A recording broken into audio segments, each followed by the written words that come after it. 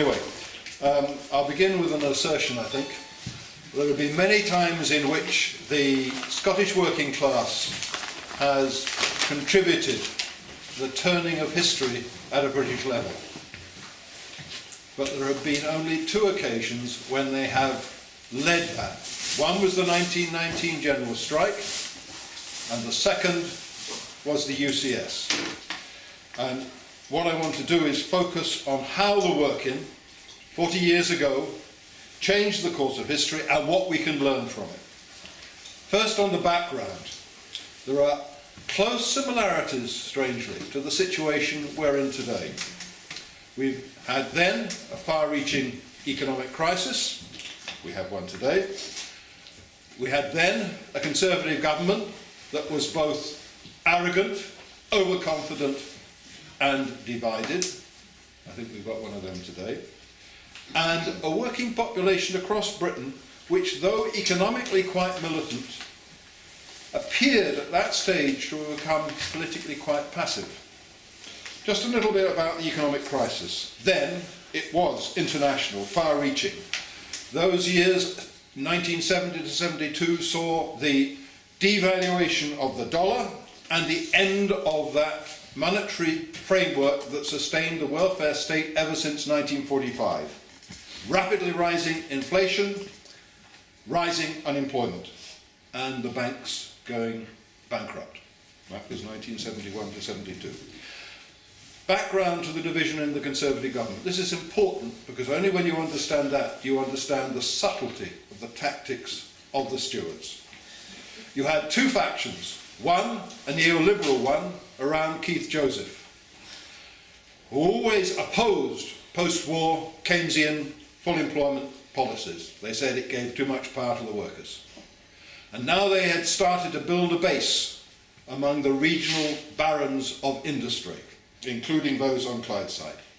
And secondly, you had the more traditional welfare state Tories around Heath. They weren't particularly good people, but they had a different outlook on life. They were largely linked to the City of London and the big multinational companies it controlled. They wanted to enter the common market. They wanted to control the trade union movement, not through confrontation directly, but via the law and via a right-wing leadership collaborating with the law. They wanted to complete what Wilson had tried and failed to do. Both, effectively, were the spokespersons of big business, but in a different ways. Both were very, very concerned at the time about how to maintain the base of the Conservative Party among small and medium business. They were concerned about the degree to which it was ebbing away as a result of inflation. And we should remember the small size of big business in terms of the population. It represents 0.1 of the population, while small business amounts to 10%, a crucial base for the Conservative Party. So, just before the election, there was a temporary pact called the Selsdon Agreement, by which they patched up their agreements and went into the election. So, that's the political background. Background on the Clyde, I think I'm going to hear all of that from Davy, so I'll abridge it. But the shipyard owners were people who ripped out the profits, didn't reinvest, and lost their markets. And by the mid-1960s, the shipyards on the Clyde were in crisis. They were going bankrupt. There was a takeover in two stages of first the Fairfield yard in Govan, and then all the yards on the Upper Clyde by the Labour government in order to try and save them. But they saved them in a rather strange way. They gave large amounts of compensation to the old owners and then put the old owners back on the board. Get on with it, yeah? And of course, it didn't work very well. But at the same time, the shop stewards in that UCS were exerting a new power because they all came together across yards and across different trades and different grades, including the junior management and the draftsmen. And they were able to negotiate in that period big advances in both wages and shift patterns. to a degree that the shipyard owners on the lower Clyde, led by Mr. Lithgow, or Sir William, what was he? Sir William, wasn't it? Sir William, yes. Sir William Lithgow were very annoyed and angry about it. Touch the full up. Yeah, of course, yeah. And Sir Eric too, yes. Sir Eric, oh, don't forsake. Don't forget him. So they were all very annoyed and angry. And in January, sorry, I think it was December 1969, Keith Joseph sent his emissary, somebody called Nicholas Ridley, up to Scotland to talk to these people. And it was at that time that the notorious Ridley report was put together, which talked, it wasn't meant to be published, which talked blatantly of putting in a butcher, cutting up Upper Clyde shipbuilders, and selling off the yards for a pittance to the lower Clyde. Just as bold as that. Unfortunately, he lost it on a train or something. I'm not quite sure what happened. We've got it here if you want. We found it. It was got hold of. And then, of course, the Tories got elected. And within a very short period of time, they had finalised their plans to run down the UCS. In January, they gave the warship yard back to Sir Eric with a dowry of £4.5 million. They already got compensation. He was given another £4.5 million. According to some oral history done a few years ago, he apparently cracked out the biggest bottle of champagne he's ever drunk on that occasion. This is how these big businessmen use their links with the Conservative Party. So he got his yard back.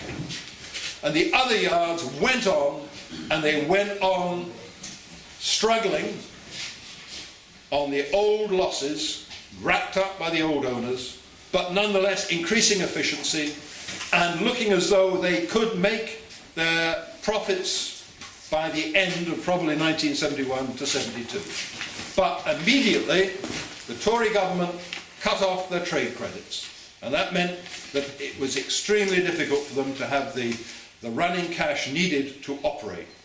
The government knew exactly what it was doing, and then by May the management knew it was in deep trouble, and in June they went to the government and asked for additional cash. The government refused.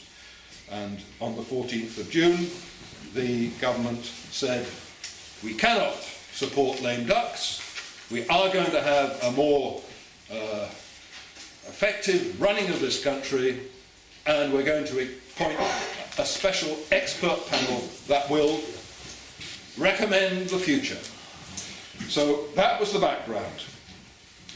And it's the background to the shop steward's response. The government believed, it was totally confident when it went into this, it would win easily. And how was it going to do it? It was going to rely, as it was going to for the Industrial Relations Act and controlling the trade union movement, on certain right-wing leaders in the trade union movement to negotiate a compromise deal. Save 1 yard. Half a loaf is better than none. And that was what they hoped would come out of this. And that was the background to what the stewards had to respond to. What was their tactics? Keep initiative in their own hands. Don't let it go to the official movement.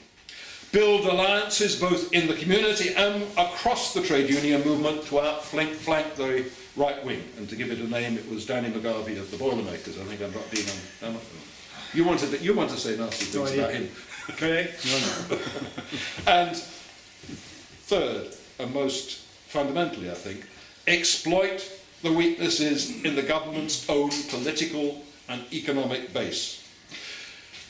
Their immediate response, when the government said they were appointing the panel, they weren't going to give the money and the whole company would go into liquidation, was to mobilise their own members and the wider community through a mass lobby of Parliament, sending down a train, paid for by Clydebank, Town Council and the STUC, and second, to develop their own very special, unexpected tactic of response, the work-in. Davey will say a lot about that.